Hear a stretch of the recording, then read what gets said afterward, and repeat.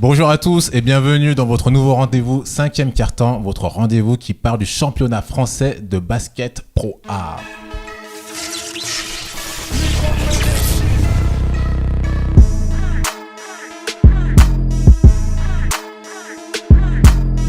De retour donc pour cette deuxième émission de l'émission 5e quart-temps. Merci à vous tous de nous avoir suivis, de nous avoir donné des commentaires avec moi pour cette émission.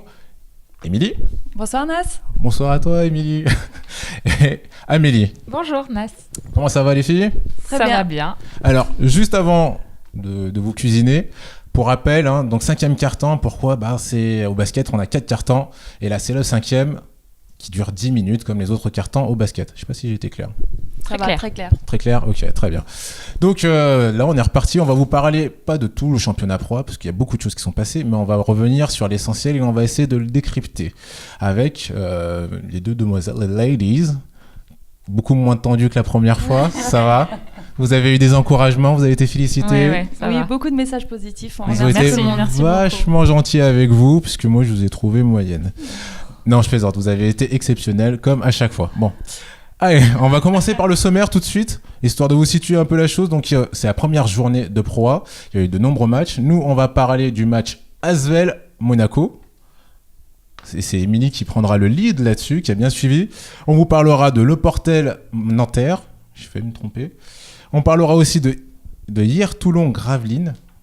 Voilà, il y a des petites choses à dire, ça sera rapide, mais on en parlera. On parlera surtout aussi de Le Mans-Strasbourg, voilà, où il s'est passé des choses assez intéressantes. On reviendra après sur les scores globaux des autres matchs et on finira avec notre joueur qui nous a marqué sur cette journée.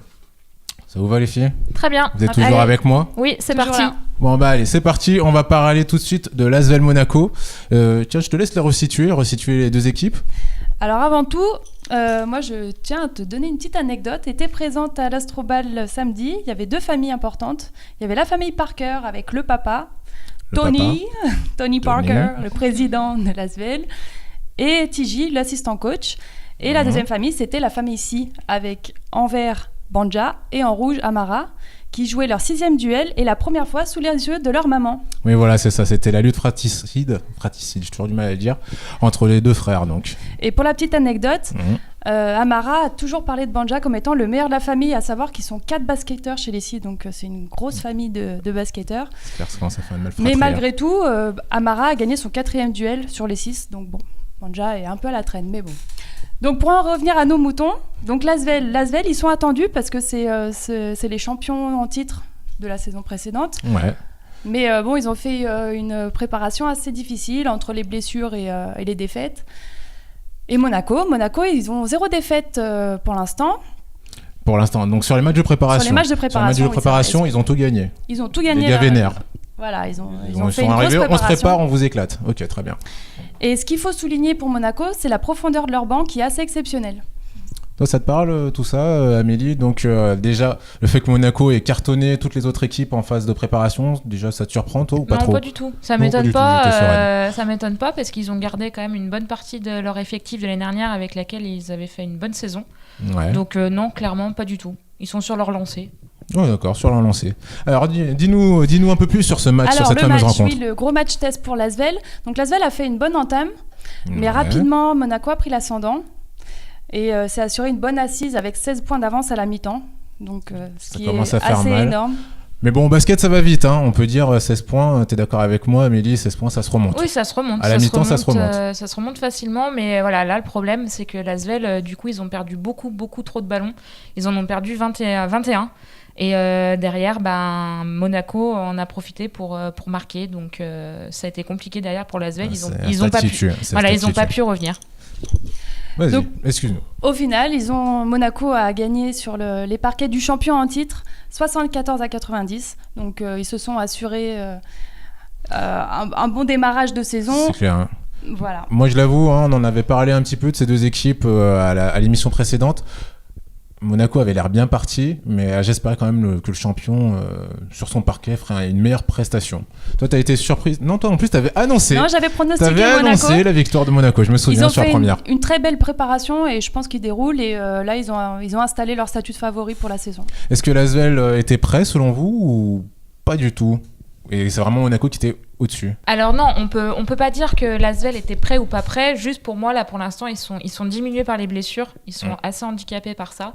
Ils n'ont pas le même banc que Monaco. Et du coup, c'est plus compliqué au niveau des rotations. Moi, ça se joue beaucoup là-dessus parce qu'ils ont montré des belles choses en préparation, des défaites, des victoires. Mais il y avait quand même quelque chose.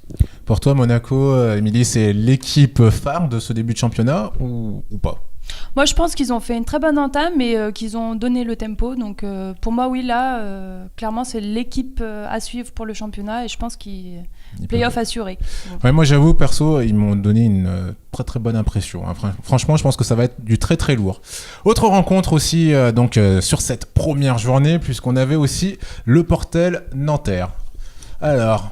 Là, on l'avait un peu annoncé. Hein. Voilà. Et pour le coup, il n'y a pas vraiment eu de match. C'est vrai que le Portel qui montait cette année en Pro A contre Nanterre, ça n'a pas bien tenu. Ils ont perdu de 20 points chez eux contre Nanterre. Il y a eu un premier quart-temps qui était assez équilibré. Et puis derrière, 20 points d'écart jusqu'à la fin. Voilà. Ça a déroulé. C'était prévisible, hein, c'est les petits nouveaux, ils montent. Et Nanterre, c'était quand même une des équipes que tu avais annoncé très en place. Moi, je l'avais annoncé. Et là, du coup, quand même, on peut souligner le bon retour de Chris Warren. Chris Warren, qui avait fait partie de l'équipe championne de France en 2013. Et donc là, qui a fait un match assez solide, qui finit avec 31 d'évaluation. Donc c'est quand même...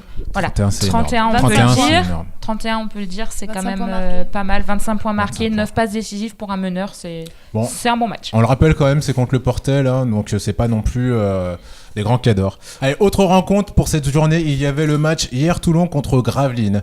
Est-ce qu'il y avait quelque chose de particulier à dire sur cette rencontre ? Eh ben oui, Nas et Émilie, moi je pense qu'on peut saluer en fait...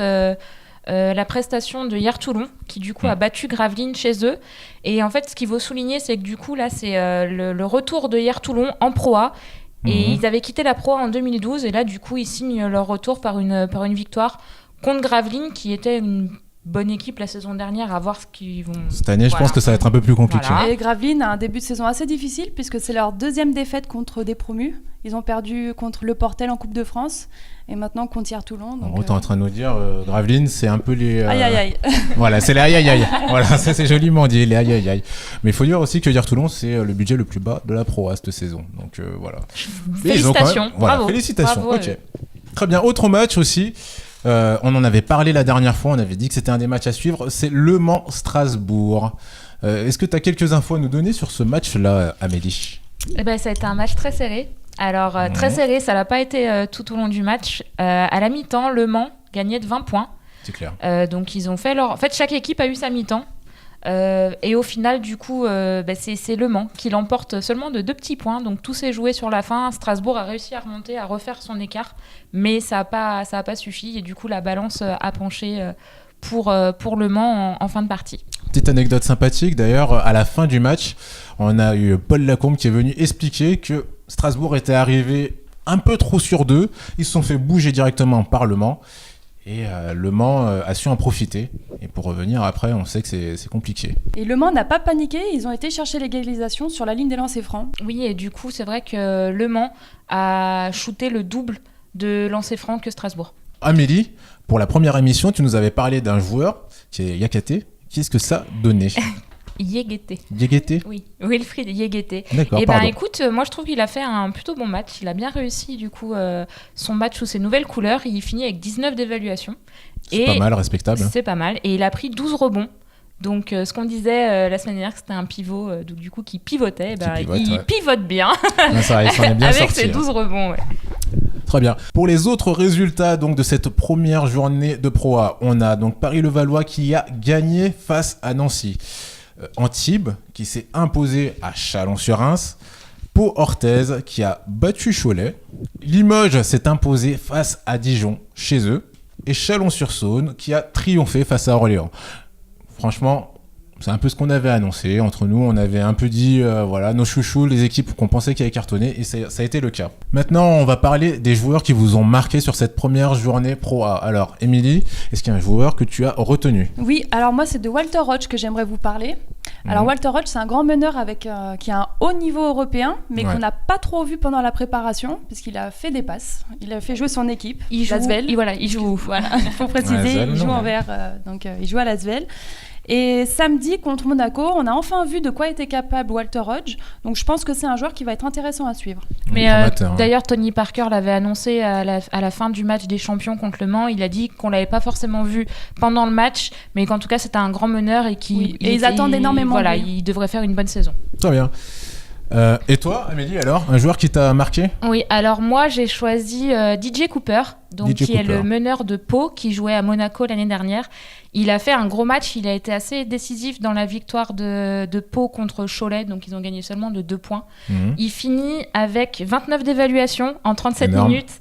Il a marqué 20 points, il a pris 7 rebonds, donc pour un meneur c'est quand même beaucoup, et il a distribué 12 passes décisives, donc il a fait son match, il a marqué et il a fait jouer ses coéquipiers, il les a fait marquer aussi, donc pour moi c'était un très bon match de sa part. Il était décisif en plus dans les lancers francs. Franchement, j'ai hésité à le choisir, mais j'ai choisi Jamal Schuller. Pourquoi ? Parce qu'il a rentré des gros shoots, il a fait de grosses actions, il a été vraiment très impressionnant. J'aurais presque tendance à dire qu'il a été LeBron-esque. Tellement il a été bon sur ce match-là. Il joue où ? Il joue, Émilie. À Monaco, il a marqué 23 points contre l'Asvel. Oh, la fille qui sait tout, c'est incroyable. On peut lui poser n'importe quelle question, elle sait tout. Très bien. On va finir sur les matchs à venir. Donc pour la deuxième journée de Pro A, quels sont les matchs que vous avez retenus et qui suscitent votre intérêt ? Écoute, Amélie. Moi, je pense que je vais regarder Monaco-Chalon. Chalon, comme j'en avais parlé pendant la première émission, c'est une équipe que j'ai envie de voir jouer, donc ça sera ce match-là. D'accord, très bien. Et pour toi, Émilie ? Et moi, le deuxième gros match pour l'Asvel, ça sera Strasbourg-Lasvel. Idem pour moi, j'avoue, je suis désolé, mais je trouve que Asvel-Strasbourg, ça sera une très grosse rencontre, c'est la revanche de la finale. Donc curieux de voir tout ça. Est-ce que pour toi, quand même, il n'y avait pas un autre match que tu voulais voir ? Il faudra quand même regarder aussi, jeter un œil sur Le Mans-Pau, parce que Le Mans, ils ont fait ils ont gagné contre Strasbourg, et Pau a fait un gros match aussi contre Cholet. Donc je pense que ça sera aussi une rencontre à suivre. Très bien. Merci à vous pour tous vos conseils et vos avis. Nous, on se retrouve la semaine prochaine pour de nouvelles aventures. N'hésitez pas à nous laisser des commentaires et à nous encourager. Ça nous fait plaisir. Toutes les remarques sont bonnes à prendre. Passez une bonne journée, une bonne soirée. Ciao, ciao.